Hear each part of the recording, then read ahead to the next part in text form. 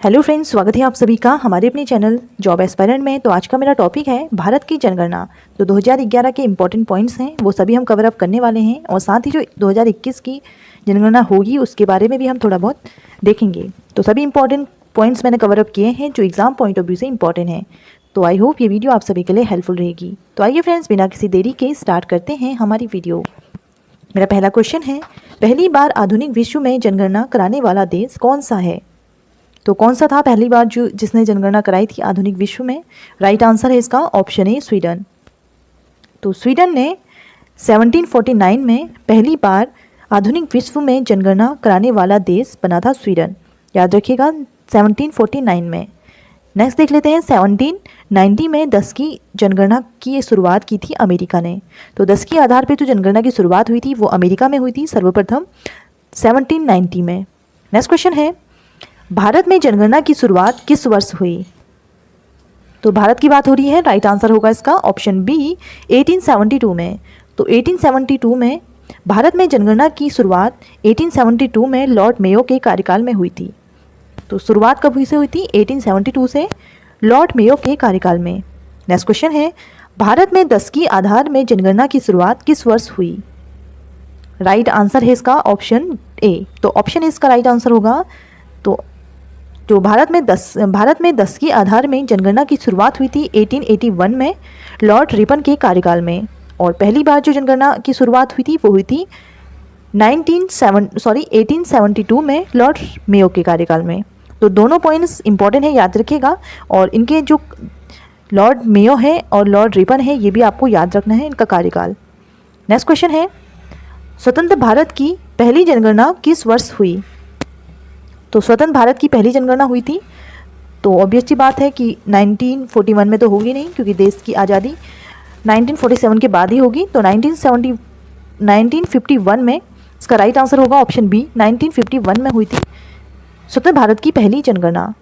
और इसके जो जनगणना आयुक्त थे वो थे R.A. गोपाला स्वामी। तो R.A. गोपाला स्वामी आपको याद रखना है, जो फर्स्ट जनगणना हुई थी स्वतंत्र भारत की उसके जनगणना आयुक्त थे। और जनगणना जो संगठन है वो केंद्रीय गृह मंत्रालय के अधीन आता है। नेक्स्ट क्वेश्चन है, 2011 की जनगणना के जनगणना आयुक्त कौन थे? तो काफ़ी बार क्वेश्चन पूछा गया है इससे। तो राइट आंसर होगा इसका ऑप्शन सी, डॉक्टर सी मोली। तो डॉक्टर सी मोली है 2011 की जनगणना के जनगणना आयुक्त। बात कर लेते हैं 2011 की जनगणना के बारे में। तो इसका जो शुभंकर था या फिर मैस्कॉट इसे कह सकते हैं, तो इसका जो मैस्कॉट था वो था प्रगणक शिक्षिका। तो ये आपको पिक्चर दिख रही होगी, ये है प्रगणक शिक्षिका जो इसका मैस्कॉट था। आदर्श वाक्य की बात कर लेते हैं। तो आदर्श वाक्य था, हमारी जनगणना हमारा भविष्य, आवर सेंसस आवर फ्यूचर। तो ये क्वेश्चन काफ़ी बार एग्जाम में पूछा गया है कि 2011 की जनगणना का आदर्श वाक्य क्या था, तो ये भी आपको याद रखना है। नेक्स्ट क्वेश्चन है, 2021 की जनगणना स्वतंत्र भारत के किस क्रम की जनगणना होगी? तो 2021 की जो जनगणना थी जो 2021 में होने वाली थी, बट वो कोविड की वजह से पोस्टपोन हो गई थी। तो अभी जो जनगणना होगी ये कौन से क्रम की होगी? इसका राइट आंसर होगा ऑप्शन डी, 18 क्रम। तो 18 क्रम की होगी जो 2021 में जनगणना होगी। और 2021 की जो जनगणना आयुक्त होंगे वो होंगे श्री विवेक जोशी। तो श्री विवेक जोशी आपको याद रखना है, करंट का भी क्वेश्चन बन सकता है कि 2011 की जनगणना आयुक्त कौन है। तो श्री विवेक जोशी आपको याद रखना है। और इसका आदर्श वाक्य है, जन भागीदारी से जन कल्याण। तो आदर्श वाक्य भी आप जरूर याद रखिएगा।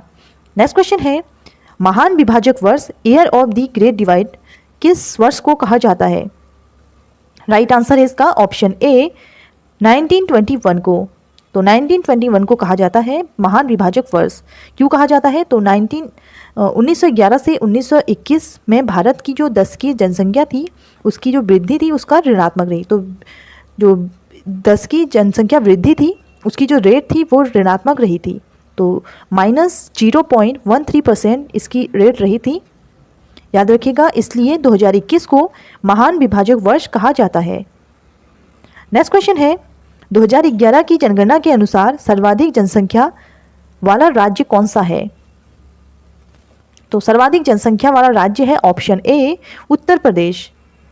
तो उत्तर प्रदेश है सर्वाधिक जनसंख्या वाला राज्य। और सेकंड नंबर पे है महाराष्ट्र। और बात कर लेते हैं यूटी की। तो यूटी में टॉप में है सर्वाधिक जनसंख्या में, वो है दिल्ली। नेक्स्ट क्वेश्चन है, 2011 की जनगणना के अनुसार न्यूनतम जनसंख्या वाला राज्य, तो लीस्ट पॉपुलेशन की बात कर लेते हैं। इसका राइट आंसर होगा ऑप्शन बी सिक्किम। तो सिक्किम है लीस्ट पॉपुलेशन वाला राज्य एंड सेकेंड नंबर पे है मिजोरम। बात कर लेते हैं न्यूनतम जनसंख्या वाला यूटी की, तो यूटी में है लक्षद्वीप। नेक्स्ट क्वेश्चन है 2011 की जनगणना के अनुसार 10 की वृद्धि किस राज्य में सर्वाधिक हुई? तो 10 की जो वृद्धि है वो किस राज्य में सर्वाधिक हुई थी? उसका राइट आंसर होगा ऑप्शन ए मेघालय। तो 2011 की जनगणना के अनुसार 10 की वृद्धि सर्वाधिक हुई थी मेघालय में एंड सेकंड नंबर पे है अरुणाचल प्रदेश। बात कर लेते हैं न्यूनतम की, तो न्यूनतम और ऋणात्मक, तो न्यूनतम भी है और ऋणात्मक 10 की वृद्धि हुई थी नागालैंड में -0.6%। तो -0.6% इसकी रेट रही थी नागालैंड में। तो नागालैंड आपको याद रखना है, इंपॉर्टेंट है। नेक्स्ट क्वेश्चन है 2011 की जनगणना के अनुसार सर्वाधिक जनसंख्या घनत्व वाला राज्य, तो कौन सा है जनसंख्या घनत्व वाला राज्य? राइट आंसर होगा इसका ऑप्शन बी बिहार। तो भारत की जनसंख्या घनत्व की बात कर लेते हैं। तो जनसंख्या जो घनत्व है वो है 382। तो 382 व्यक्ति प्रति वर्ग किलोमीटर हमारा जो जनसंख्या घनत्व है 2011 के अनुसार 382। और सर्वाधिक जनसंख्या घनत्व वाला राज्य है बिहार। बिहार का जो जनसंख्या घनत्व है वो है 1106। और बात कर लेते हैं वेस्ट बंगाल की, तो सेकेंड नंबर पे वेस्ट बंगाल है और इसका जो जनसंख्या घनत्व है वो है 1028। सर्वाधिक जनसंख्या घनत्व वाले यूटी की बात कर लेते हैं, ये है दिल्ली और दिल्ली का जो घनत्व है जनसंख्या घनत्व वो है 11,320। और ओवरऑल इंडिया की भी बात करेंगे तो दिल्ली इसमें टॉप में होगा। तो दिल्ली आपको याद रखना है जनसंख्या घनत्व में सब सर्वाधिक है 11,320। और राज्य में पूछा जाए तो राज्य में आप बताइएगा बिहार। नेक्स्ट क्वेश्चन है 2011 की जनगणना के अनुसार न्यूनतम जनसंख्या घनत्व वाला राज्य कौन सा है? तो न्यूनतम जनसंख्या घनत्व की बात हो रही है, इसका राइट आंसर होगा ऑप्शन सी अरुणाचल प्रदेश। तो अरुणाचल प्रदेश की बात कर लेते हैं। जैसा कि जनसंख्या घनत्व ओवरऑल भारत का तो मैंने आपको बताया था कि क्या था, तो 382 था। 382 व्यक्ति प्रति वर्ग किलोमीटर में होने चाहिए, तो 382 होने चाहिए। बट जो अरुणाचल प्रदेश है इसका सबसे कम था, न्यूनतम था इसका 17। तो प्रति वर्ग किलोमीटर में यहाँ पे 17 व्यक्ति हैं। और मिज़ोरम की बात कर लेते हैं तो मिज़ोरम सेकंड नंबर पे है, इनके 52। तो 52 है इसका जनसंख्या घनत्व। न्यूनतम जनसंख्या घनत्व वाला यूटी की बात कर लेते हैं तो अंडमान निकोबार होगा। इसका जनसंख्या जो घनत्व है वो है 46। नेक्स्ट क्वेश्चन है 2011 की जनगणना के अनुसार सर्वाधिक लिंगानुपात वाला राज्य कौन सा है? तो सेक्स रेशियो की बात हो रही है, तो सेक्स रेशियो की बात कर लेते हैं। ऑप्शन ए इसका राइट आंसर होगा केरला।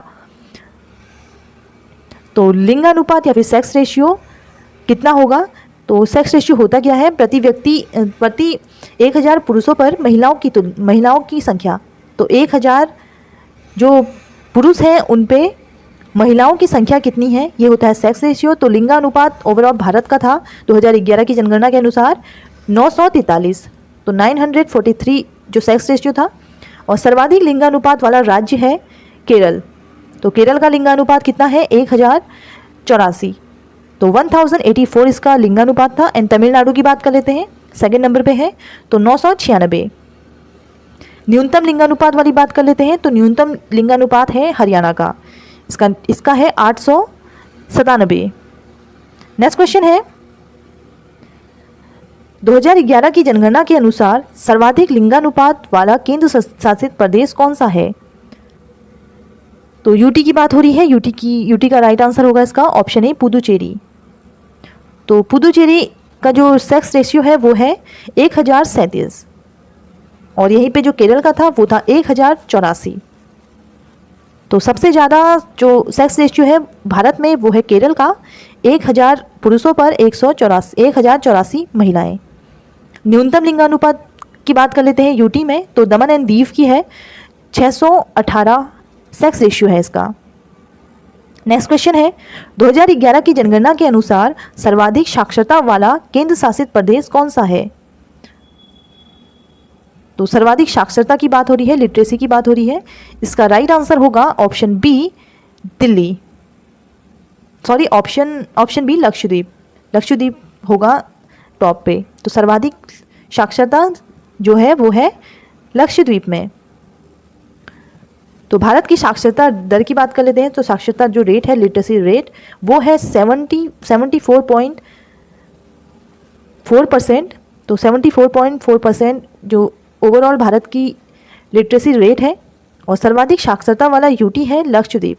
इसकी जो लिटरेसी रेट है वो है 91.8%।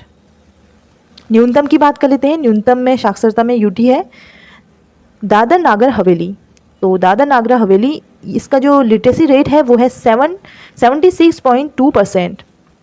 तो लिटरेसी रेट होता क्या है? तो लिटरेसी रेट कहा जाता है जो 7 वर्ष से ऊपर, 7 वर्ष या उससे अधिक के जो व्यक्ति हैं या फिर बच्चे हैं, उसे किसी भी भाषा को समझ सकता है या फिर किसी भी भाषा को समझ सकता है, पढ़ सकता है या लिख सकता है। तो उसमें ही काउंट की जाती है लिटरेसी रेट। तो इम्पॉर्टेंट है, याद रखिएगा। नेक्स्ट क्वेश्चन देख लेते हैं। 2011 की जनगणना के अनुसार सर्वाधिक साक्षरता वाला राज्य कौन सा है? तो स्टेट की बात हो रही है। इसका राइट आंसर होगा ऑप्शन ए केरल। तो केरल का जो लिटरेसी रेट है वो है 94%। और यहीं पे जो यूटी था लक्षद्वीप टॉप पे था, इसमें 91.8% इसका लिटरेसी रेट था। और भारत की लिटरेसी रेट की बात कर लेते हैं। 74.4% लिटरेसी रेट है भारत का। और सर्वाधिक साक्षरता वाला राज्य केरल है 94% एंड मिजोरम है सेकंड नंबर पे। तो 91.3% इसका लिटरेसी रेट है। न्यूनतम लिटरेसी रेट की बात कर लेते हैं। तो टॉप में है बिहार। बिहार का सबसे कम है न्यूनतम साक्षरता वाला राज्य में बिहार सबसे कम है। 61.8% इसकी साक्षरता दर है। सेकेंड नंबर में है अरुणाचल प्रदेश। इसकी साक्षरता दर है 65.4%। तो सभी इंपॉर्टेंट पॉइंट्स हैं, आपको याद रखने हैं। नेक्स्ट क्वेश्चन देख लेते हैं। जनगणना किस सूची का विषय है? तो किस सूची का विषय है जनगणना? इसका राइट आंसर होगा ऑप्शन बी है इसका राइट आंसर, संघ सूची। क्वेश्चन पूछा जाता है जनगणना किस सूची का विषय है, तो संघ सूची का राइट आंसर है इसका। एंड जनसंख्या किस सूची का विषय है? ये समवर्ती सूची का विषय है। तो सभी इंपॉर्टेंट पॉइंट्स से कवर किए थे मैंने, जो एग्जाम में पूछे जाते हैं। एंड आई होप ये वीडियो आप सभी को अच्छी लगी होगी और आप सभी के लिए हेल्पफुल रहेगी। तो फ्रेंड्स, ये आज के लिए क्वेश्चन है आप सभी के लिए, क्वेश्चन ऑफ द डे। तो क्वेश्चन ऑफ द डे है 10 के आधार पर जनगणना की शुरुआत किस वर्ष हुई? तो इसका राइट आंसर आपको कमेंट बॉक्स में कमेंट करके बताना है फ्रेंड्स। एंड वीडियो अगर अच्छी लगी है तो चैनल को सब्सक्राइब कर लें और अपने फ्रेंड के संग शेयर करना ना भूलें। एंड हमको सपोर्ट जरूर करें फ्रेंड्स। हम ऐसा ही कंटेंट आप सभी के लिए लेके आएंगे जो एग्जाम पॉइंट ऑफ व्यू से इंपॉर्टेंट है। And thank you so much for watching friends. मिलते हैं हमारी नेक्स्ट वीडियो में। Thank you friends.